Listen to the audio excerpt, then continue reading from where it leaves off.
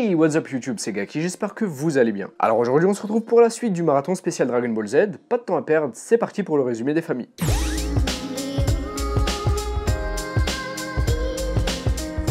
Dragon Ball Z, l'homme le plus fort du monde, de son titre japonais Konoyo de Ichiban Tsuyoyatsu, est le second film issu de la licence Dragon Ball Z. Sorti le 10 mars 1990, il a lui aussi été réalisé par Daisuke Nishio qui, rappelons-le, a été à la direction du premier film qu'on a vu ensemble. Le film commence avec Piccolo qui s'entraîne dans les montagnes éternellement enneigées de Tsurumai Tsuburi, qui ont la particularité d'être réputées comme extrêmement résistantes, aussi bien que lui-même n'arrive pas à les détruire. De l'autre côté, dans le même coin géographique, Gohan et Oolong ont volé le Dragon Raider de Bulma et sont en train de rechercher les Dragon Balls pour exaucer le souhait débile d'Oolong. Mais c'est à ce moment qu'ils se rendent compte que les 7 ont été réunis à proximité d'eux par un vieillard qui invoque Shenron. Et au passage, je trouve l'invocation de Shenron super bien réalisée. Parce qu'animer le fait que les Dragon Balls cassent la glace pour tomber dans le ravin juste avant de voir Shenron surgir pour monter au ciel, c'était pas obligé. Il y a vraiment une démarche d'animer quelque chose qu'on n'était pas obligé d'animer. Et tout ça crée une dynamique qui renforce la grandeur de Shenron avec les Dragon Balls qui sont propulsés vers le bas, tandis que lui est propulsé vers le haut. Et oui monsieur, moi j'aime ce genre de détails, ça montre que les animateurs étaient passionnés et soucieux d'intégrer des petites idées cool de mise en scène comme ça. Bref, le vieillard invoque donc Shenron et lui demande de libérer celui qu'il appelle Dr Willow, qui est prisonnier de ces murs de glace éternels. Shenron s'exécute et se fait victimiser par un morceau de glace, mais quoi qu'il en soit, le souhait du vieillard est exaucé et il s'en va. Et à ce moment, on se rend compte que le vieillard est maléfique, car une fois son souhait exaucé, il témoigne que grâce à ça, Willow et lui pourront se venger et reprendre ce qu'ils ont entrepris il y a 50 ans pour prendre le contrôle du monde.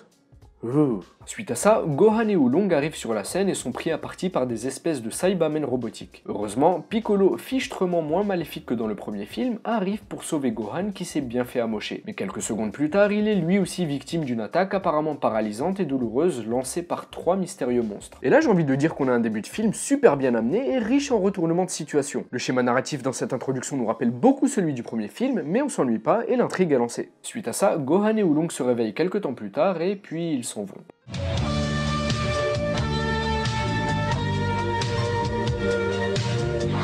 Par la suite, les robots Saibamen, je vais les appeler comme ça maintenant, viennent sur l'île de Muten Roshi et lui demandent de le suivre chez le Dr Willow qui veut le voir. Ce dernier refuse donc il l'attaque mais gauche genou droite back kick, Roshi les explose de manière typiquement classe. Et c'est là que le vieillard apparaît avec 2 robots Saibamen qui capturent Bulma. Non sérieux les 3 vous étiez cachés où? Bah oui regarde, là en face de la maison, il n'y avait pas le vieux, puis Roshi explose les robots et se retourne donc vers Bulma qui était encore libre. Puis d'un coup le vieillard pop derrière lui, il se retourne pour le voir et 5 secondes plus tard, les 2 robots capturent Bulma qui est derrière lui. Il y a anguille sous roche. Bref, suite à ça, Roshi et Bulma sont emmenés et Oolong avertit Goku de l'enlèvement qui a d'abord la flemme d'y aller. C'est normal, on ne dérange pas un mec qui prend son bain dans un tonneau. Mais il finit évidemment par y aller. Entre temps, on en apprend plus sur le plan de Willow et du vieillard qui finalement se nomme Cochin. Ils veulent se venger de l'humanité qui ne les a pas reconnus à leur juste valeur. Pour ce faire, leur but est d'implanter le cerveau maintenu en vie du Dr Willow dans le corps de l'homme le plus fort du monde. Suite à ça, après s'être fait battre par les 3 créatures issues de la biotechnologie de Cochin, les deux se rendent compte que Roshi n'est finalement pas l'homme le plus fort du monde et c'est à ce moment que Willow perçoit un ki élevé, celui de Son Goku.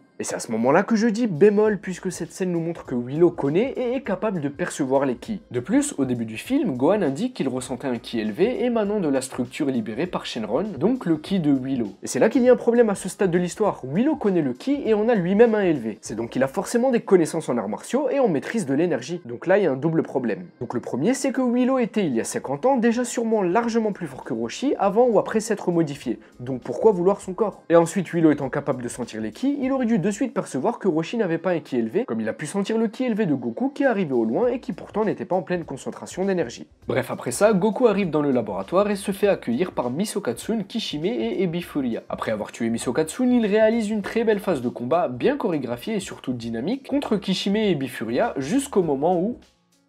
C'est qui a dessiné cette bouche? Bref, après ça, il est rapidement rejoint par Krillin et Gohan qui sont vite pris à partie par les antagonistes, mais heureusement, Goku les sauve en nous réalisant une magnifique variante du Kaioken Finish. Après ça, il finit par retrouver Bulma et c'est à ce moment que Piccolo, contrôlé par Cochin et Willow, fait son apparition. Apparemment, il savait qu'il a été Piccolo Daimao et qu'il reste une partie maléfique en lui, donc ils en ont profité. Gohan, fou de rage de voir en quoi ils ont transformé Piccolo, libère un ki impressionnant qui détruit les installations du laboratoire et qui, de ce fait, libère Piccolo de son emprise par la même occasion. Contraint par Gohan, Gohan, Willow passe donc à l'action pour la phase finale du film. Et donc nous le disions tout à l'heure, mais c'est confirmé ici, Willow par rapport aux Z-Warriors est clairement très fort, il résiste même au Kamehameha combiné de Goku, Roshi et Krillin. Et donc on ne comprend finalement pas l'objectif de base qui est de changer de corps. Il dit qu'en prenant le corps de Goku, il deviendra l'être parfait, mais est-ce que c'est plus là une volonté esthétique, une volonté liée à sa fierté car il ne se sent pas accompli dans sa forme actuelle? Ou bien pense-t-il réellement devenir plus fort en héritant du corps de l'homme le plus fort? On ne le sait pas et c'est dommage car c'est quand même sur cet objectif que se base le film. Donc ensuite, Piccolo et Goku décident de passer aux choses sérieuses et ils l'attaquent de plein fouet et je dois avouer que je trouve cette scène de combat là encore très bien animée et surtout très bien chorégraphiée. Suite à ça et après un Kamehameha sous Kaioken x4, Goku parvient en utilisant l'ensemble de ses ressources à éjecter Willow dans la stratosphère sans le tuer pour autant. N'ayant plus d'autre choix, il décide alors de rassembler les forces vivantes et telluriques de la Terre afin de créer un Genkidama. Mais Willow ne l'entend pas de cette oreille et lance une contre-attaque, ce qui annule le Genkidama de Son Goku. Et c'est là qu'on arrive enfin au dénouement du film.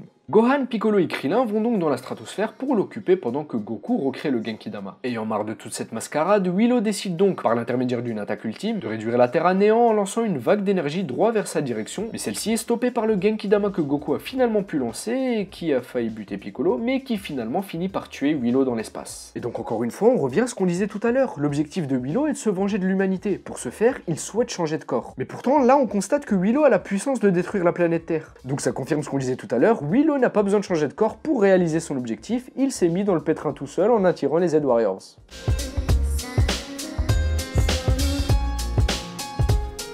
Alors maintenant, passons au côté subjectif de la vidéo avec le personnage que j'ai préféré. Et pour ce film, c'est tout bonnement Son Goku parce qu'il m'a régalé par des scènes drôles et par des scènes de combat très bien chorégraphiées. C'est un Goku qui prend les choses en main, tout en charisme, c'est ce que j'aime.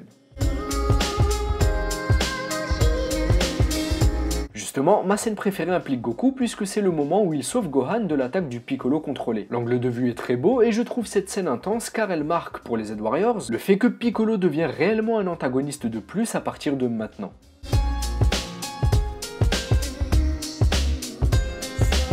Et concernant ma réplique préférée, c'est à notre Son Gohan qu'elle revient, la voici.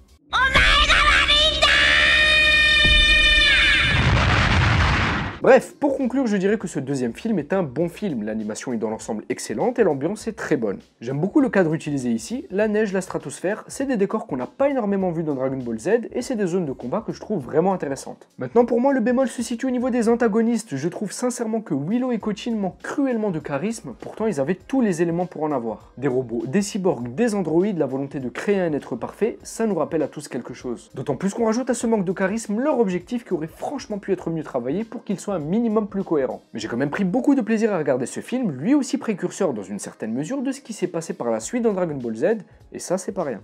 J'espère que cette vidéo t'a plu, si c'est le cas n'hésite pas à la partager et à la liker, ça permettrait de soutenir la chaîne. Et de ton côté tu peux également me dire ce qui t'a plu ou non dans ce film dans les commentaires de cette vidéo, et quant à nous on se retrouve très bientôt pour le troisième film et la suite de ce marathon spécial Dragon Ball Z.